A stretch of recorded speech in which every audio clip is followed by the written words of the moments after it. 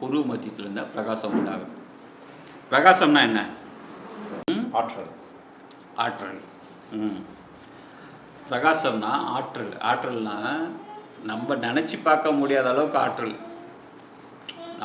நம்ம ஜட்ஜ்மெண்ட்டுக்கு இல்லாமல் வேற ஒரு இப்போ இதில் கரண்டில் கை வச்சா என்ன ஆகுது? அந்த ஆற்றல் தாங்க முடியறதில்ல. நம்மளால தாங்க முடியறது. அந்த ஆற்றல் தாங்க முடியறதில்ல. நம்மளை டப்புன்னு அடிச்சிட்டு மின்னலில் போய் நின்னோம்னா என்ன ஆகும்? நம்மளை பஸ்மாக்கணும். அப்போ அது ஒரு ஆற்றல். அப்போ அது போல் ஆற்றல்கள் நமக்குள்ளே இருக்கான்னு கேட்டால் இருக்குன்றாரு. எவ்வளோ இருக்குன்றாரு தெரியுமா? கோடி சூரியனுக்கு ஒப்பான ஆற்றல் நமக்குள்ளே இருக்கா. ஒரு சூரியனுடைய ஆற்றல் எவ்வளோ பெருசு?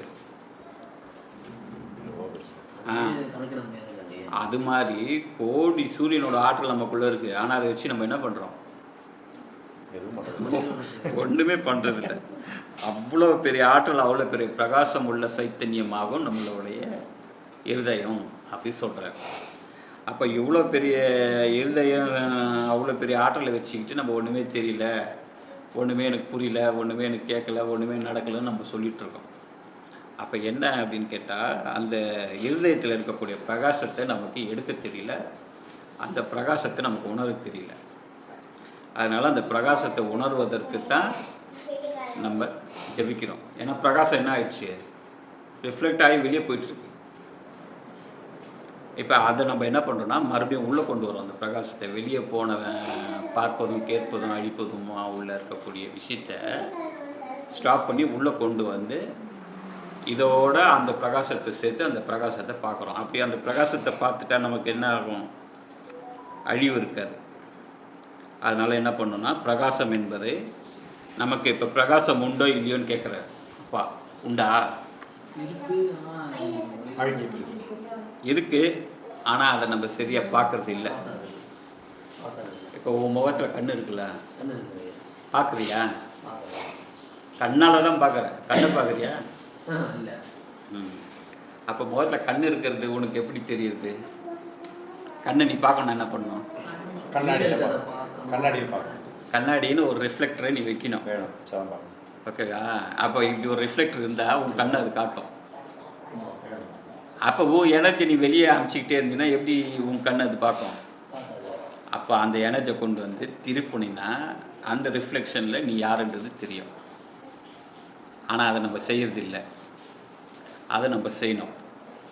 அப்போ எனர்ஜியெல்லாம் நம்ம கண்ணால் எல்லாத்தையும் பார்க்குறோமே தவிர நம்ம கண்ணை பார்க்குறது இல்லை. அப்போ நம்ம கண்ணை நம்ம பார்க்கணும்னா கண்ணில் இருக்க ஆற்றல் நமக்கு தெரியும். புரியுதா? அப்போ நம்ம காதால் எல்லாம் கேட்குறோம். அதெல்லாம் கேட்காம நம்ம காதுக்குள்ளே இருக்கிறத நம்ம கேட்டோம்னா அதுக்குள்ளே பல ஓசைகள் இருக்கான். பல ஓசைன்றதை விட ரொம்ப அபூர்வமான இனிமையான இசையெல்லாம் இருக்கான். அதெல்லாம் வந்து சுப்பிரமணியர் சொல்கிறார், உள்ளே வந்து சலங்கை ஓசை கேட்குன்றார்.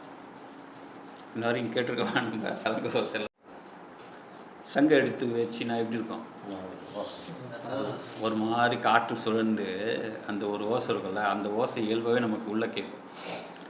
அப்போ நம்ம அது உள்ளே போகல, அதுலேருந்து வெளியாகி படந்து படந்து படந்து வெளியே போயிட்டு நீ உன்னை பார்க்கணுன்னா எதில் ஒரு கண்ணாடி வைக்கிற மாதிரி புருவ மத்தியத்தில் கொண்டு போய் நீ வச்சு பார்க்கணும். புருவ மத்தியம் என்பது உனக்கு ஒரு கண்ணாடி தான். அதில் நீ பார்த்துக்கிட்டே இருந்தீங்கன்னா உள்ளே நடக்கிற விஷயம் புருவ மத்தியத்தில் தெரியும். இதை நீ கண்ணால் பார்த்துட்டின்னா அதுக்கப்புறம் வெளியே வந்து நீ மனதை செலவு பண்ண மாட்ட, வெளியே விட மாட்டேன். உனக்குள்ளே இருக்கக்கூடிய அபூர்வத்தை நீ உள்ளே பார்த்துட்டின்னா நீ வெளியே போக மாட்டேன். நீ பார்க்காததுனால உனக்கு வெளியே இருக்கிறது அபூர்வமாக தெரியுது. ஆனால் வெளியே இருக்கிறது அபூர்வமா? ஒன்றும் இல்லை. அது ஒன்றும் பெரிய அபூர்வம்னா எதுவுமே இல்லை. அதுதான் பாரதியார் சொல்கிறாரு, நீங்களாம் அற்ப மாயைகள், காட்சி பிழைகள்ன்றாரு. எதை? வெளி உலகத்தை. காட்சி வந்து பிழையாம். பிழைனா என்ன?